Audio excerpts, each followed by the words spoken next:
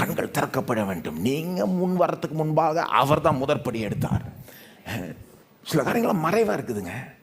அதை தெரிஞ்சுக்கிட்டாலே உங்களுக்கு பாருங்க, தேவன் பல காரியங்களை செய்து வருகிறார். ஒன்றும் இல்லைங்க, இந்த போதனை நான் போதிக்கிறதே உங்களுக்கு தெரியுமா, இதுவே தேவனுடைய எவ்வளோ பெரிய செயல்ன்றது தெரியுமா? மார்க்கு 13ஆம் அதிகாரத்தை இன்றைக்கு நான் போதிச்சிட்ருக்கேன். வாரமாக ஞாயிற்றுக்கிழமையில் நம்ம இதை தான் பார்த்து வருகிறோம். இப்போது கரெக்டாக ஒரு கருத்தை நான் சொல்ல விரும்புகிறேன். இந்த டைமிங், இந்த நேரத்தில் இந்த சபையில் இந்த சத்தியம் போதிக்கப்படுறது எப்படி தேவனே செஞ்சது போல் எனக்கு தெரியுது. ஏன்னா மார்க்கு 13ஆம் அதிகாரம் 2ஆம் வருகை பற்றி ஞாயிற்றுக்கிழமை தோறும் போதனை போயிட்டுருக்கீங்க. செவ்வாய்க்கிழமையில் இந்த சபையில் என்ன நடந்துகிட்டு இருக்கு? இப்போது செவ்வாய்க்கிழமை இன்றைக்கு என்ன போதனை ஓடிட்டுருக்கு? ரோமர் 2ஆம் அதிகாரம். அது எதை பற்றி பேசிக்கிட்டு இருக்காங்க? இப்போது இறுதி நியாய தீர்ப்பு இறுதியில் நடக்க போகிற. நான் கேட்குறேன், அப்போது ஞாயிற்றுக்கிழமை 2ஆம் வருகை பற்றி, செவ்வாய்க்கிழமை இறுதி நியாய தீர்ப்பை பற்றி ஒவ்வொரு வாரமும் இப்படி போயிட்டுருக்கு ரெண்டுமே. நீங்கள் நினைக்கிறீங்களா என்னுடைய தகப்பனாரும் நானும் உட்காந்து திட்டம் போட்டு 2ஆம் முறையை போதிக்கிறப்போ நியாய தீர்ப்பை பற்றியும், மார்க் 13 போதிக்கப்படுறப்போ ரோமர் 2ம் போதிக்க, நான் அவ்வளோ அட்வான்ஸாலாம் திட்டம் போடுறவங்க கிடையாது.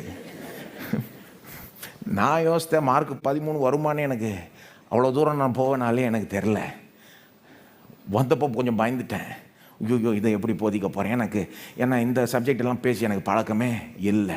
கொஞ்சம் தயக்கமும் பயமும் இருந்தது. ஆனால் இப்போ நான் அதிகமாக உணர்கிறேன், இது தேவனே செஞ்சு விட்டார். இந்த இல்லைன்னா எப்படி இது கோஆர்டினேட்டடாக நடக்குதுன்னு நான் கேட்குறேன். ஏன்னா தற்செயலாக கோஇன்சிடென்ஸ்னுவாங்கல்ல ஆங்கிலத்தில், அந்த வார்த்தையை ரொம்ப யூஸ் பண்ணக்கூடாது கிறிஸ்தவர்கள். கோஇன்சிடென்ஸ்னால் அப்படியே தற்செயலாக நடக்குது, இது யாரும் ஒன்றும் திட்டலாம் போடலை. எவ்வளோ பெரிய விஷயம் இது. கரெக்டாக இந்த நேரத்தில் இந்த சபையில் ஞாயிற்றுக்கிழமை மட்டும் இல்லை, செவ்வாய்க்கிழமையும் இந்த மாதிரி சப்ஜெக்டு போகணுன்றத எனக்கு எப்படி தெரியுதுன்னா, அவரே திட்டம் போட்டு கொண்டு போகிறது போல் தெரியுது. ஏன்னா இந்த சபையார், இந்த சபை மக்கள் இந்த சத்தியத்தை இந்த நேரத்தில் கேட்கணும் என்று தேவன் விரும்பி இருக்கிறார். தேவன் விரும்பி, தேவன் திட்டம் போட்டு இது கரெக்டாக அலைன் ஆகும்படி தேவன் செஞ்சிருக்கிறார். இது முக்கால்வாசி பேருக்கு கண்ணு தெரியாதானா, இதை உணரவே மாட்டாங்க, அப்படியே போயிடுவாங்க. அதனால தான் எடுத்து சொல்கிறேன். ஏன்னா சில இந்த மறைவான காரியங்களை நம்ம பார்த்து விட்டோம்னா, இந்த மாதிரி தேவன் நம்முடைய வாழ்க்கையில் எவ்வளோ காரியங்களை அப்படியே ஆர்கெஸ்ட்ரேட் பண்ணுவார். ஒரு கண்டக்டர் ஆர்கெஸ்ட்ராவில் கண்டக்டர் பார்த்தீங்கன்னா 100 பேர் வாசிப்பான். இவன் வாசிக்கிறதையும் இவர் தான் கோஆர்டினேட் பண்ணுவார். ரெண்டும் இப்படி கரெக்டாக ஒத்து போகிற மாதிரி. அந்த மாதிரி நம்முடைய தேவன் நம்முடைய வாழ்க்கையில் பல டீட்டெயில்ஸை கோஆர்டினேட் பண்ணிக்கிட்டு இருக்கிறாரு.